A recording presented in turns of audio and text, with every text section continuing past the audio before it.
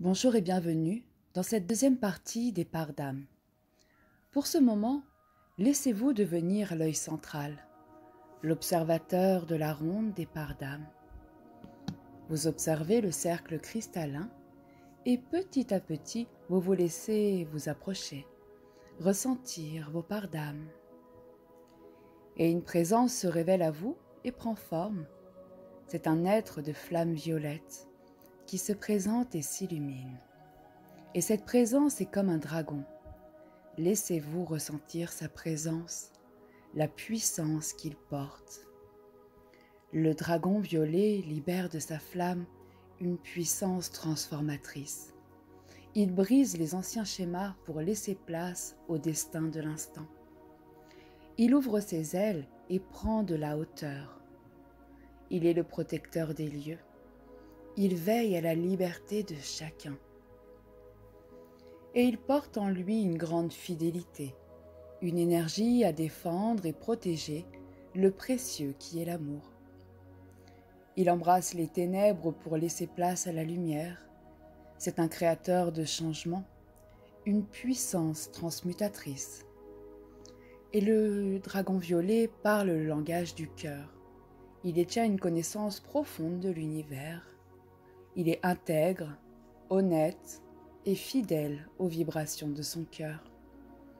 Il vit en lui un grand souffle de vie, une grande tendresse, un grand amour. Grand protecteur de l'amour et de la liberté, il transforme le stagnant en mouvement, redonne vie aux zones meurtries. Offre en son souffle une vie libre et sécurisée au présent. Et vous pouvez vous autoriser, si vous en avez envie, à le remercier par votre cœur, en lui transmettant tout votre amour, par un baiser éthérique, doux et chaleureux. Et ce baiser se dépose sur son front.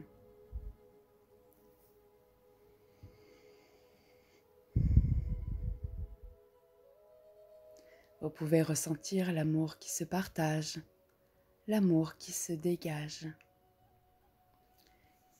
Et voici maintenant que se présente l'être de feu sacré jaune. Observez ces vibrations sacrées du feu jaune. Et cet être est comme une bibliothécaire, une scribe. Elle est entourée d'une quantité infinie de savoir. Elle dispose à portée de main de toute la connaissance de l'univers. Elle restaure quelques ouvrages anciens d'une main délicate.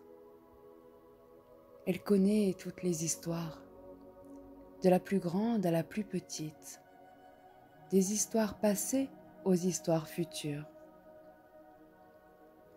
Et à chaque instant, elle prend note de sa plume de tout ce qui est présent. La bibliothécaire aime partager, diffuser son savoir par la transmission. Elle enseigne ce qu'elle sait, et à chaque instant, elle est le maître et l'élève à la fois. Elle se nourrit de l'apprentissage de ses partages. Chaque jour, elle découvre de nouveaux ouvrages qu'elle prend soin de retranscrire. La bibliothécaire offre refuge à tous ceux qui vibrent d'apprendre, les chercheurs de vérité. Elle offre un temps où le temps s'arrête pour que l'esprit se mette à conter l'histoire de l'âme, l'histoire de son parcours. Et en conscience, vous pouvez remplir vos lèvres d'un baiser de bénédiction, une intention d'amour et de reconnaissance, un simple mot puissant, tel un je t'aime. Et laissez vibrer le baiser, laissez-le s'envoler et se déposer sur le front de votre part d'âme jaune. Et à son contact, la présence reçoit amour et reconnaissance.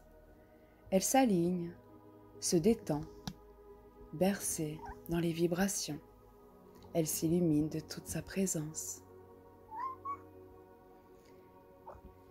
Puis vous pouvez vous laisser aller Apportez votre intention sur cette nouvelle part d'âme émergente. Elle révèle sa présence et c'est un être de feu sacré orange. Et l'être orange est comme un guerrier de l'éclipse. Il porte en lui la porte des mondes. Il rayonne la lumière du coucher de soleil. Il est ce lien de croisement, la rencontre, la réflexion, l'instinct du cœur. Courageux et téméraire, il ouvre la voie des possibles pour que les envies prennent vie, même si cela peut sembler en apparence interdit. Le guerrier ne se fie pas aux illusions. Il se laisse guider par sa destinée et par les pulsations de son cœur. Pas à pas, il avance vers sa vérité. C'est le juste qui l'anime et le réanime dans son mouvement. Il entretient l'ordre et le maintien de la paix. Mais le juste guerrier ne sème pas la guerre pour obtenir la paix. Il emploie des mots résonnants, tel un « je t'aime » dans une zone de néant. Il déploie des gestes vibrants, comme un soutien quand tout s'effondre. Il sourit la joie, accueille le bonheur. Le guerrier de l'éclipse est connecté à l'horizon. Et dans ses repos, il songe, il médite à ces temps purs en lien à l'amour, à cette connexion profonde qu'il habite. Et vous pouvez vous laisser aller à le remercier, à l'embrasser, lui envoyer un baiser d'amour et de reconnaissance, accueillir tout son amour à la réception.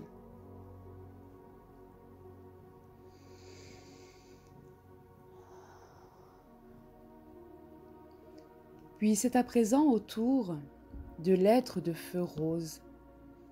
L'être de feu sacré rose se révèle et vous pouvez observer cette grande nature qui est présente, où il y a une montagne dont on voit à peine le sommet. Au sommet, tout là-haut, au-delà des nuages, il y a un plateau rempli de verdure. Dans ce lieu, le temps semble s'arrêter. Tout semble immobile par l'énergie qui règne dans les lieux.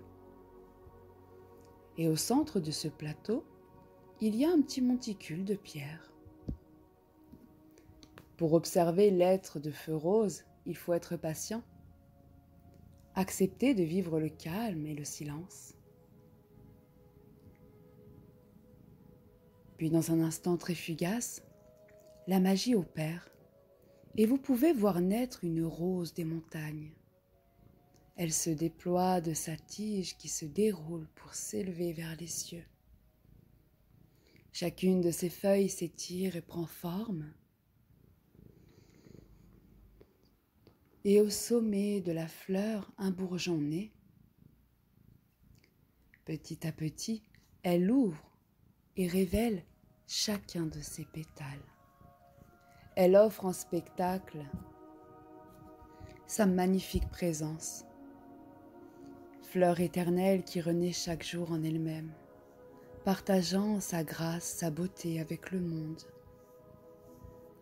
Elle est si délicate, vibrante et subtile qu'un simple regard permet la transcendance. Et là aussi, vous pouvez vous laisser aller à lui envoyer de l'amour, de la gratitude, de la bénédiction, de remplir vos lèvres de ces énergies et de lui communiquer tout votre amour. Et la rose reçoit ce baiser de tendresse et se laisse simplement rayonner en remerciement, vibrer de toute sa présence.